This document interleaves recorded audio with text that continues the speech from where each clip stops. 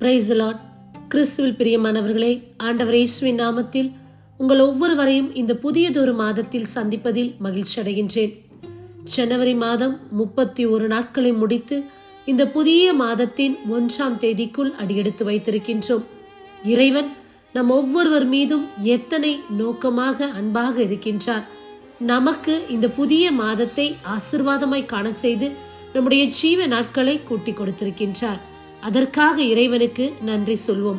இந்த புதிய மாதத்தில் நமக்கு இறைவன் கொடுத்த வாக்கு தத்தம் இன்னதென்றால், நீ காத்திருந்தது நிச்சயம் வரும், அது தாமதிப்பதில்லை. இதற்காக நாம் எடுத்துக்கொண்ட வேத பகுதி அபாக்குக் அதிகாரம் 2 இறைவார்த்தை 3. குறித்த காலத்தில் நிறைவேற்றுவதற்காக காட்சி இன்னும் காத்திருக்கின்றது, முடிவை நோக்கி விரைந்து செல்கின்றது. ஒரு காலம் பொய்க்காது, அது காலம் தாழ்த்தி வருவதாக தோன்றினால் எதிர்பார்த்து காத்திரு, அது நிறைவேறியே தீரும், காலம் தாழ்த்தாது. பிரியமானவர்களே, மிக அருமையான வசனம். இதோ இந்த நாட்களில் நாம் இன்றைக்கு, நாளைக்கு, அடுத்த மாதம் அல்லது இந்த வருடம் என்று ஒவ்வொரு நாளும் நிறைய காரியங்களுக்காக காத்திருக்கின்றோம். ஒவ்வொரு நன்மைக்காக, ஒவ்வொரு தேவைக்காக, புதிய ஆசீர்வாதத்திற்காக அநேகர் நாம் காத்திருக்கின்றோம். ஆனால் நம்முடைய காத்திருப்பு எப்படி இருக்கின்றது? நம்முடைய காத்திருப்பின் காலம் எவ்வாறாக இருக்கின்றது?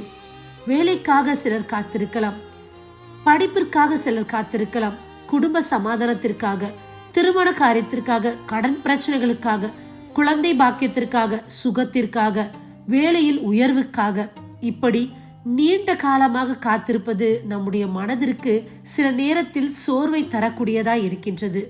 வசனம் இவ்வாறாய் கூறுகின்றது, முடிவை நோக்கி விரைந்து செல்கின்றது, ஒரு காலம் பொய்க்காது.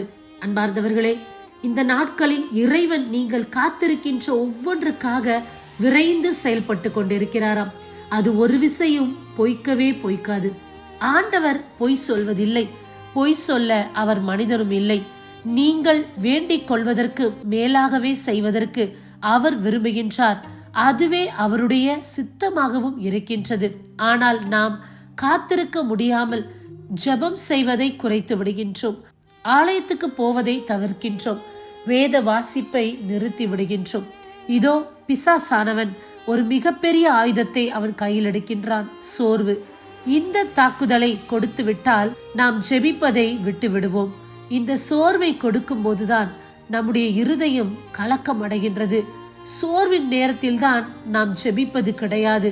இதோ இத்தனை காலம் காத்திருக்கிறேன், இனிமேலா எனக்கு நடக்க போகின்றது, அப்படி என்ற ஒரு எண்ணம் வந்தவுடனே நாம் ஜெபிப்பதை மறந்து விடுகின்றோம். தொடர்ந்து விசுவாசத்தோடு காத்திருப்பதை இழந்து விடுகின்றோம். இன்று நாம் காத்திருப்பது உலக மனிதருக்காக அல்ல, வானத்தையும் பூமியையும் படைத்த நியாயாதிபதி. அவர் தம்மிடம் வேண்டிக் கொள்பவர்களுக்கு நியாயம் செய்யாமல் இருப்பாரோ? ஏற்ற காலத்தில் அதை அவர் நிச்சயம் செய்து முடிப்பார், அது தாமதிப்பதில்லை.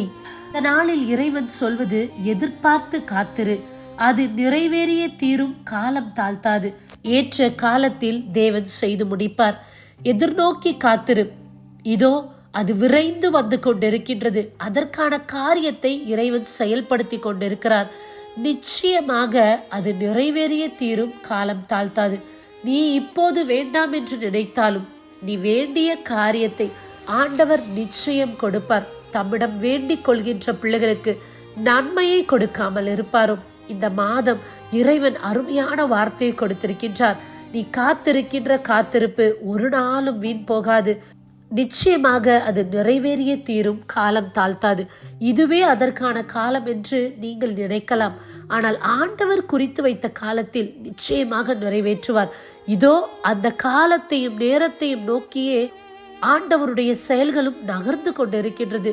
கூடிய விரைவில் நீங்கள் எதிர்நோக்கி காத்திருக்கின்ற காரியம் நிச்சயமாக கைகூடும். எதன் நிமித்தமும் அது தாமதியாது.